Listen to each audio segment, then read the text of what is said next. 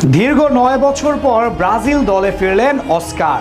১.৫ বছর পর আসছেন নেইমার। আর্জেন্টিনার বিপক্ষে ম্যাচের আগে এবার এক ঝাঁক তারকাদের নিয়ে দল ঘোষণা করল ব্রাজিল।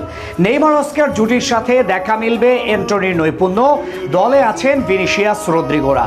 এবার আর্জেন্টিনাকে টেক্কা দিবে সমানে সমান।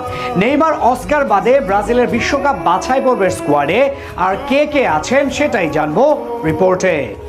নেইমারের মতো তত নাম করতে না পারলেও তার আগমনটা এখনো স্বপ্ন দেখায় ব্রাজিল ফুটবল ভক্তদের। ২০১৪ বিশ্বকাপ যারা উপভোগ করেছেন তাদের সবারই মনে থাকার কথা অস্কার দস সান্তোস জুনিয়রকে। অসময়ে সেলেসাও ফুটবল থেকে যে কয়টা নক্ষত্র খসে পড়েছিল তাদের মধ্যে একজন এই মানুষটি।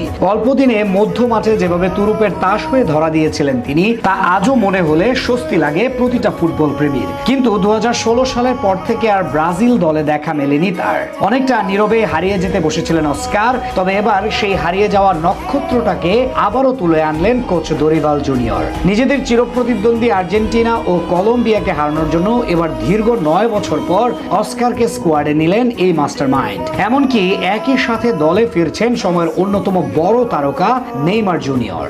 সময়টা বেশ খারাপ যাচ্ছে ব্রাজিল ফুটবল দলের। ২০২২ বিশ্বকাপের পর যেমন দলে বেড়েছে ইনজুরির হানা, তেমনি একের পর এক ম্যাচ হারে হয়ে পড়েছে কোণঠাসা।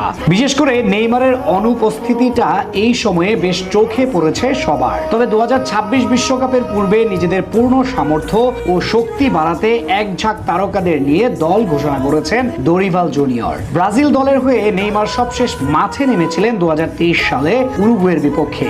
সেই ম্যাচে ইনজুরিতে পড়ার পর থেকে হলুদ জার্সিটা গায়ে জড়িয়ে সবুজ গালিচায় পদার্পণ করেননি তিনি। অন্যদিকে অস্কার সবশেষ জাতীয় দলে খেলেছিলেন ২০১৬ সালে। অর্থাৎ দীর্ঘদিন পর এই দুই নক্ষত্রের মিলন দেখার অপেক্ষায় ভক্তরা। তারা বাদেও ব্রাজিলের প্রাথমিক স্কোয়াডে জায়গা করে নিয়েছেন লা লিগায় দুর্দান্ত ফর্মে থাকা অ্যান্টনি। ম্যানিউ থেকে বিদায় নেওয়ার পর আবারও চেনা ছন্দে ফিরে পেয়েছেন তিনি, আর তারই পুরস্কার পেলেন এবার হাতে নাতে।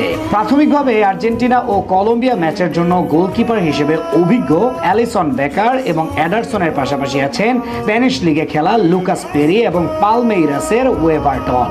রক্ষণ ভাগে মার্কুইনহোস, গ্যাব্রিয়েল ম্যাগালহায়েস ও দানিলোর সাথে আছেন ব্যারেলদো এবং লিও আর্টিজরা। এদিকে মিডফিল্ডে নিয়মিত মুখ হিসেবে আছেন লুকাস পাকেতা, আন্দ্রেয়াস পেরেইরা, জোয়েলিনতনদের মতো প্রতিভাবানরা। তবে প্রাথমিক দলে জায়গা করে নিতে পারেননি অভিজ্ঞ ডিফেন্সিভ মিডফিল্ডার কাসেমিরো। তার বদলে দলে ফিরেছেন নেইমার এবং অস্কার।